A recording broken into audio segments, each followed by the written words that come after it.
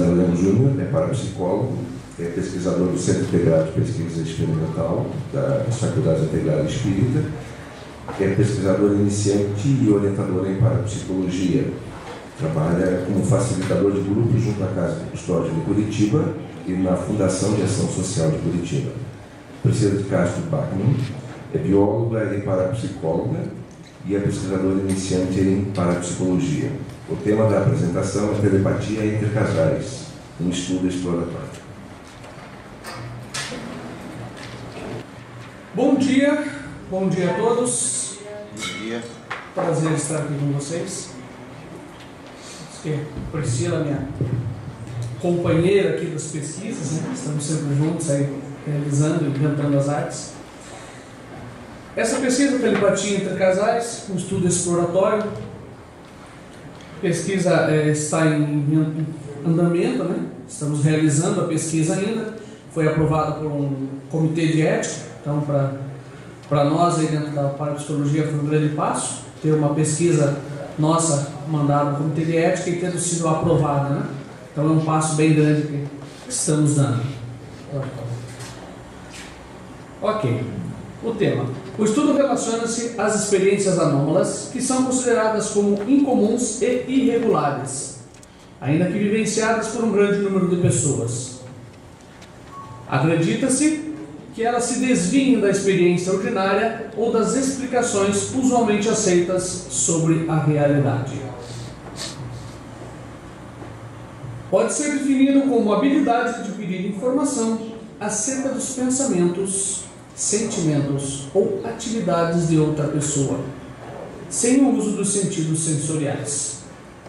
A telepatia, né? Como os casos espontâneos da telepatia comumente ocorrem entre pessoas emocionalmente próximas, esse estudo trabalha com casais. Esse é o diferencial, né? A parte de trabalho com os casais, e dentro das pesquisas que realizamos, né? Pesquisas bibliográficas, para poder fazer a fundamentação dentro do trabalho, foi até um dos grandes pontos que a gente achou. Foi esse ponto do relacionamento entre os casais, né? Esse foi o grande forte desse trabalho. Questão de pesquisa. É possível ocorrer a comunicação extrasensorial, telepatia, entre casais no ambiente usual dos mesmos, estando um na residência familiar e outro no ambiente de trabalho? Esse é o grande detalhe.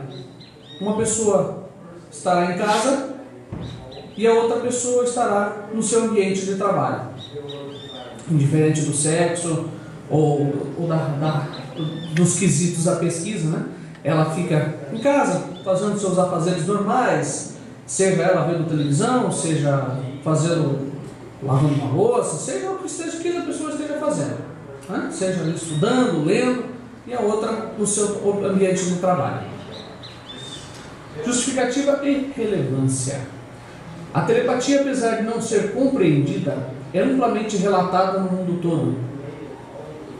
A investigação dessas experiências pode contribuir para a maior compreensão da mesma.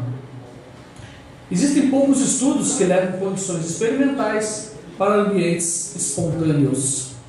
Nós não localizamos nada dentro da bibliografia e das pesquisas desse detalhe, que levaram as condições experimentais para essa parte mais espontânea, né? Todos os que a gente localizou mais próximos são realizados dentro do laboratório, né? Ou como um Gansfield e tal, desse gênero.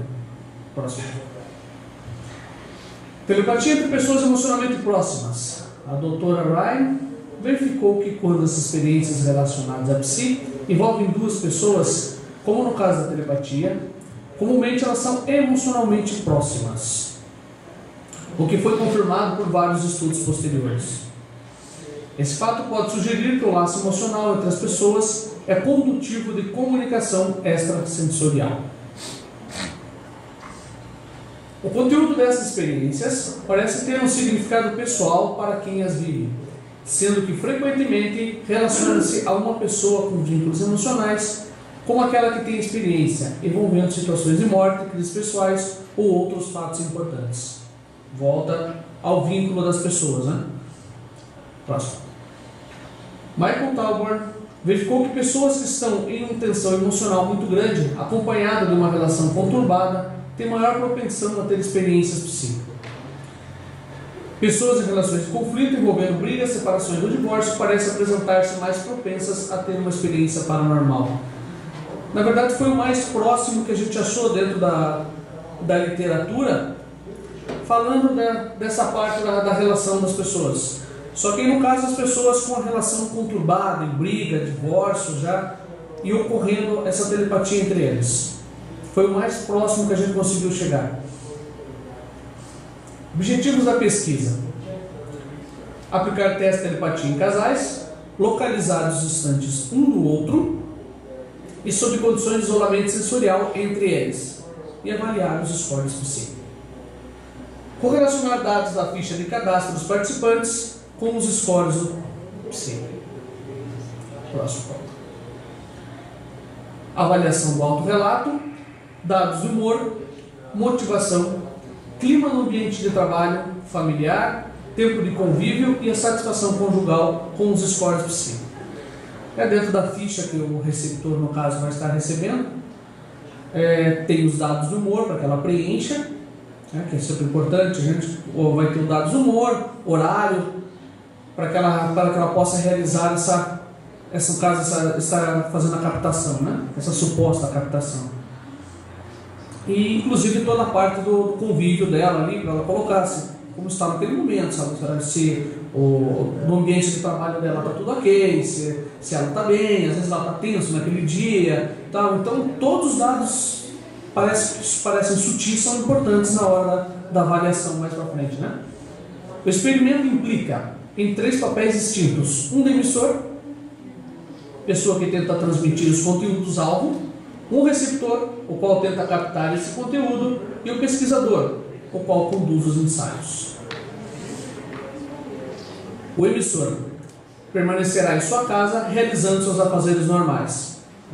Então, como eu comentei, a pessoa vai estar lá, vai estar em casa lendo, estudando, vendo TV, só tendo os cuidados, né, que faz parte da pesquisa, da pessoa não ter contato com o telefone, com a internet. O pesquisador vai estar sempre próximo e tal.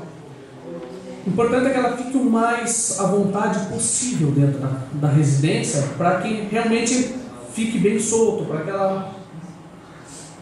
O receptor permanece envolvido com suas atividades normais no cotidiano, alterando o mínimo possível seu itinerário usual. E o pesquisador acompanhando o emissor durante o período do experimento, passando as instruções e buscando interferir o mínimo possível na rotina do participante. Por mais que só o fato do pesquisador já estar ali, já está interferindo um pouco, né? Mas a gente tenta, no caso, o mínimo possível. Essas pesquisas, na verdade, elas já estão iniciando, já estamos em fase já de entrevista com as pessoas, com os casais, para os próximos dias já dar início à pesquisa propriamente dita, né? Ok. O experimento. Cada experimento tem duração de 3 horas. É dividido em 36 blocos de 5 minutos, 12 dos quais são utilizados como períodos de emissão. Próximo. Como a duração do ensaio varia de 2 a 5 minutos, o máximo de tempo gasto para emissão em 3 horas é de 1 hora e o mínimo de 24 minutos. Os 12 momentos de emissão são distribuídos livremente, aleatoriamente, entre os 36 momentos de 5 minutos, o que vale a 180 minutos. Próximo. O pesquisador informa ao emissor os momentos de início de cada ensaio e entrega ao emissor uma imagem acondicionada dentro de um envelope opaco e lacrado. No caso, as imagens vão estar devidamente são pré-selecionadas, já é feita a aleatorização antes por um sujeito que não tem nada a ver com a pesquisa, uma pessoa já, no caso aí, ali, mas escolhida fora, o envelope já são escolhidos, feita a aleatorização, os envelopes são lacrados e fechados. Então a gente só vai ter a numeração e eles não retornam depois essas mesmas imagens para a pesquisa. Após retirar a imagem do envelope, ele tenta transmiti-la ao receptor, sem utilizar-se de meios sensoriais de comunicação. Essa imagem, no caso, é só um modelo, né? Essa, com certeza, não será utilizada. Mas é só para traçar. Ela traz uma emoção, traz uma sensação, pode trazer uma sensação de altura, de formato dela em si. A cor propriamente dita já diz bastante, né? Então faz parte também da forma de avaliação depois do material. Próximo. O receptor tem conhecimento do horário inicial e final do experimento, que são feitas 12 emissões nesse período, mas não nos momentos de cada emissão. Nesse período de 3 horas, deve transcrever para a ficha de recepção suas percepções. Nos momentos que estiver em forma de desenho ou comentários, marcando em cada folha os horários das percepções. Receberá 4 canetas coloridas, uma preta, uma vermelha, uma azul e uma verde, e também uma caixa de giz de cera pequena. Dentro do receptor vai estar com a sua folha controle, para que ele realize essa recepção. Ele vai estar com esse material em mãos, né, as canetas e, no caso, o giz de cera. Então será instruído aqui, desenhe ou escreva. Também será instruído aqui, não é uma obra de arte, não precisa se preocupar que não será uma obra de arte, não vai para mural, nem nada. Então o importante será ele colocar o que ele percebe. Nem que ele tenha que escrever se não conseguir desenhar, né? Nem que ele tenha que escrever dizendo, olha, uma casa, mas que ele tenha que colocar ali dentro do papel. A cor é importante, como a gente já mostrou. Também 3 fichas nas quais faz seus desenhos e notas. 4 desenhos com possíveis observações por ficha. Além de espaços específicos para estes, a ficha também registra o estado de humor, motivação e horário para cada desenho. O próximo, por favor. Cada casal realiza de 2 a 4 experimentos, nos quais os papéis dos participantes não são alterados, emissor e receptor. Se ele iniciar a pesquisa como emissor, ele permanece até o final como emissor. Se ele realizar mais de um ensaio, ele tem que continuar como emissor. Tá? Não pode haver essa troca. Próximo. O pesquisador permanecerá sempre observando o emissor para verificar se o mesmo não se utiliza recursos de comunicação. Exemplo, computador, telefone para contatar o receptor. Esse é o cuidado que o pesquisador ali junto tem que ter. A retroalimentação de cada experimento é feita após o seu término em local e horário acertados antes do início dos testes. Nela, pesquisador, emissor e receptor avaliam os resultados e discutem detalhes da experiência para compreendê-la melhor e, se possível, aprender algo com ela. Isso daí é importante. Depois de realizado os testes, sempre se reunir com o emissor e com o receptor para ver o aprendizado, como foi o aprendizado, o que aprendeu, o que não aprendeu, o que podemos inclusive melhorar dentro da pesquisa, sendo que é uma pesquisa experimental, o que podemos melhorar e aperfeiçoar sempre nela. E para ele o que foi bacana, né? Porque sempre há o aprendizado, as pessoas sempre trazem alguma coisa de bom dentro dessas pesquisas. Alvos experimentais serão confeccionados com imagens pré-selecionadas de diversos locais, como internet, imagens criadas pelos pesquisadores e CD com coleções de fotografias. Em uma folha A4, serão dispostas de forma que fiquem todas do mesmo tamanho, 6 imagens por folha, que serão recortadas individualmente. Todas as imagens serão coloridas de forma que cada uma tenha uma tonalidade de cor predominante. Serão pré-selecionadas de maneira que em um mesmo conjunto não haja formas ou contexto de duplicidade. As imagens são editadas através do programa Corel Photo Pen. Ok, esse é um modelo de como serão os alvos. Tá? Então cada um ali tem, você pode ver que as cores procuram ser o mais diferente possível. Claro que tem cores que infelizmente tem que haver repetição de algumas cores, mas por exemplo, rosa, ele traz, joga o formato ali, no caso dos prédios, isso pode ser, a pessoa pode captar isso aí, a cor, por ser forte, natureza, a forma, no caso, ali a pessoa segurando o sol, né? Segurando lá a forma redonda, o animal que pode trazer uma sensação, uma emoção, tudo isso também. Então, e o cuidado na hora da montagem, da pré-seleção e da criação das imagens, para que elas procurem não seguir, não ficar iguais, parecidas, né, para que possam ficar o mais variado possível. Próximo. O conjunto contém 12 fotografias, 4 delas contêm repetição de cores predominantes.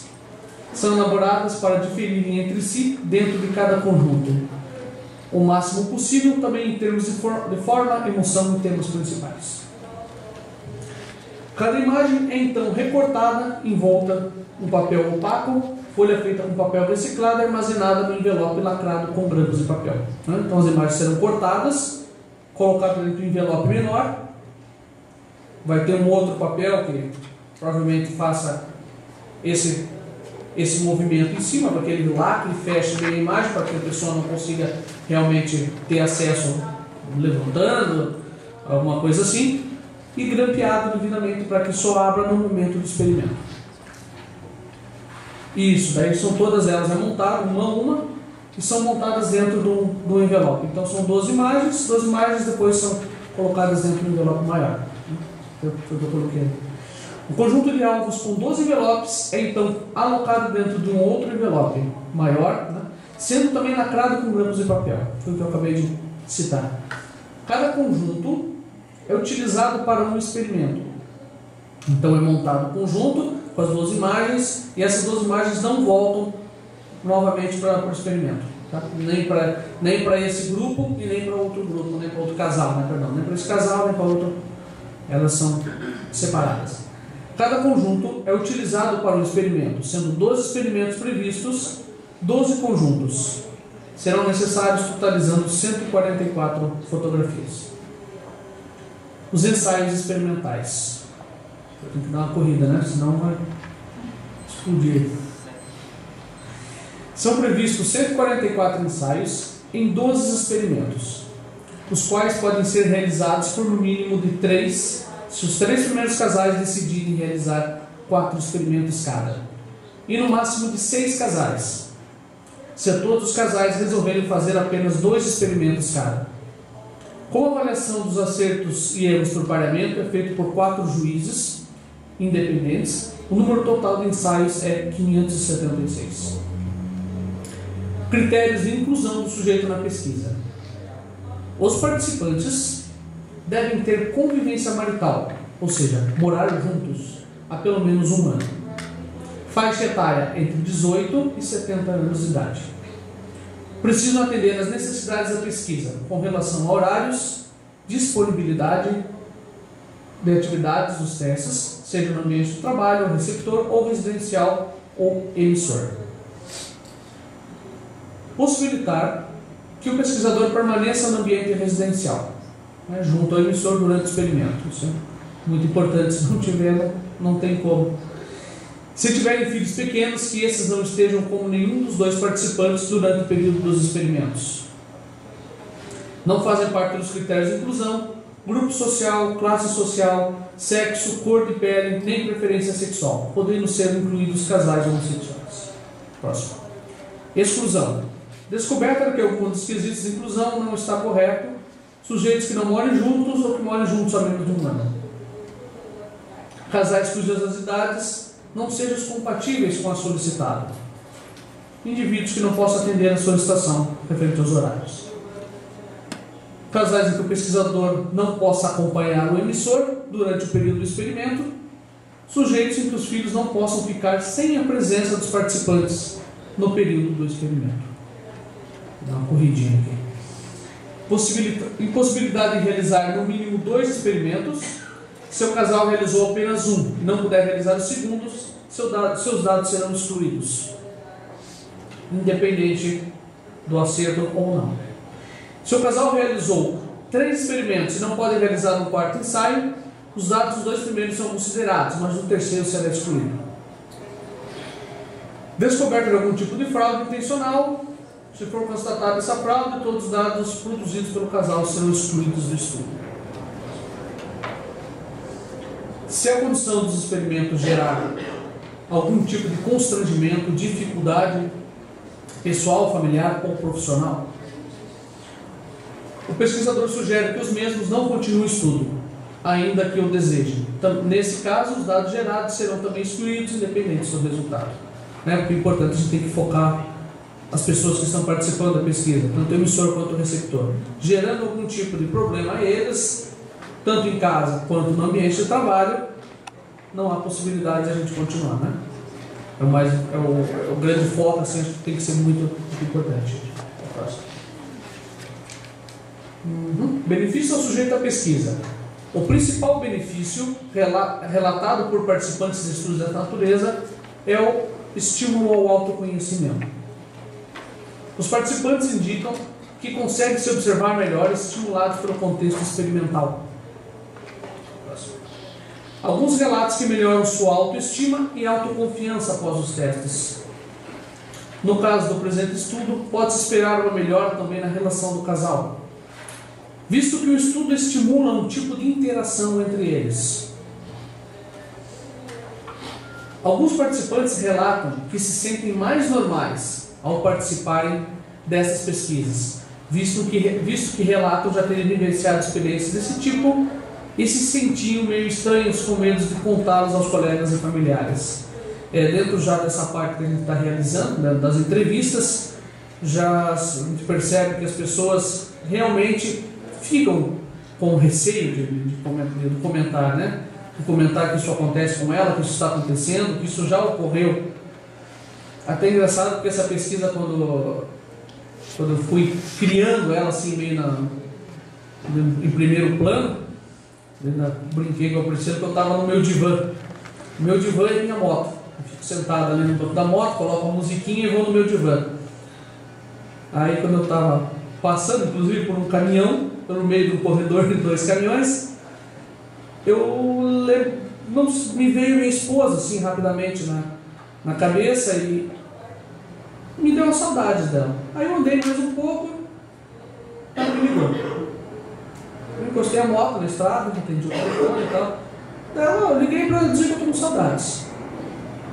Eu achei estranho, porque ela realmente, dificilmente ela faz isso. E não é natural dela. Tudo bem. E nessa semana já tinham ocorrido outros fatos assim dentro. Então foi muito interessante, porque daí chegou um momento que eu parei e falei, mas espera aí, então, essa semana aconteceram várias coisas. Realmente está acontecendo, pode ser que esteja acontecendo, vamos dizer, supostamente está acontecendo uma telepatia, alguma coisa ali no meio. Desde a ligação, de eu ligar, ela já sabia que eu estava atendendo, ela não sabia que você estava ligando, então daí começou a gerar, eu comecei a pensar, sugeri, no caso, ao Fábio ali, ele já deu umas ideias, a gente já conversou, já começamos a mastigar, reunindo aqui com a Priscila, a gente chegou a essa conclusão e foi bacana. Porque para a gente foi muito importante, porque isso acontece com ela, também comigo acontece bastante. E ao entrevistar as pessoas, a gente percebe que entre os casais acontece muito isso. Basta somente que eles percebam, como disse o professor Tinoco, brincando com ele, a pesquisa do cão e do gato, mas é muito bacana, muito interessante quando a gente começa a perceber. O próximo, por favor. Quando observam que tais experiências são estudadas cientificamente, ou seja, que a ciência se interessa por elas, sentem-se mais tranquilos, como se suas vivências pessoais fossem valorizadas, respeitadas e incluídas no repertório científico social. Foi essa parte que eu comentei na hora das entrevistas, as pessoas realmente ficam com medo de relatar. Elas não relatam, elas ficam cabreiras, poxa vida, será que eu falo? É mais ou menos isso. E isso que a gente só estava realizando as entrevistas, Agora a gente vai começar as pesquisas. Ok, então para encerrar só o nosso contato, tem que correr um pouquinho, senão ainda estava terminando. Ok. Obrigado, quer fazer alguma coisa? Obrigada.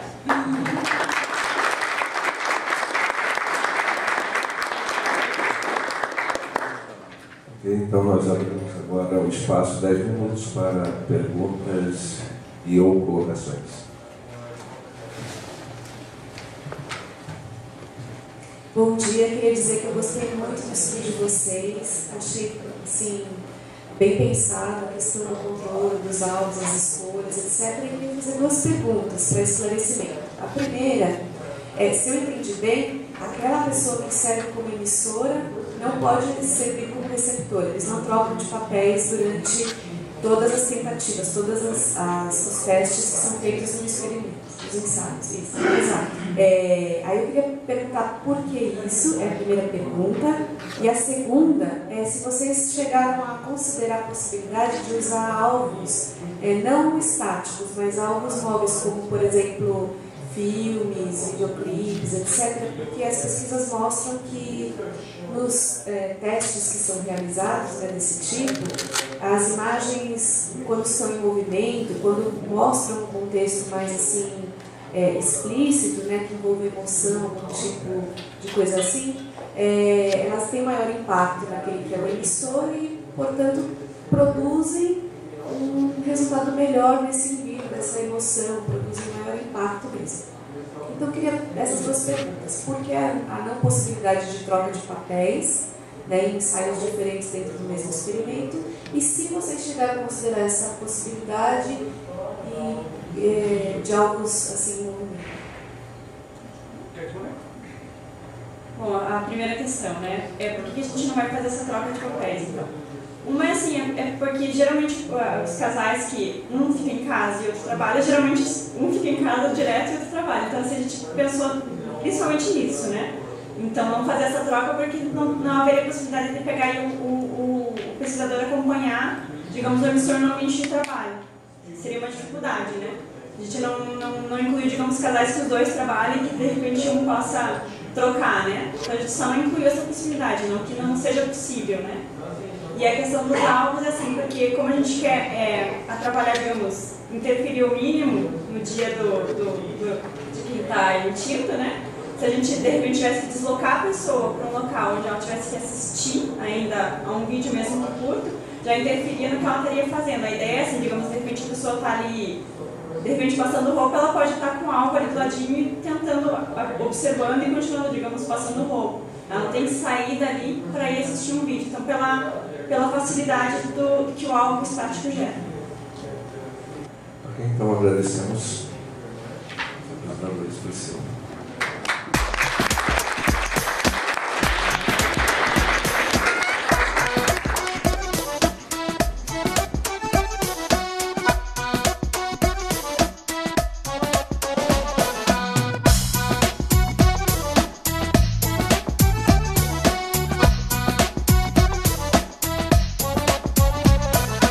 Can you feel the smooth, the beats? Dobra ti je ova mala, baš je dobra.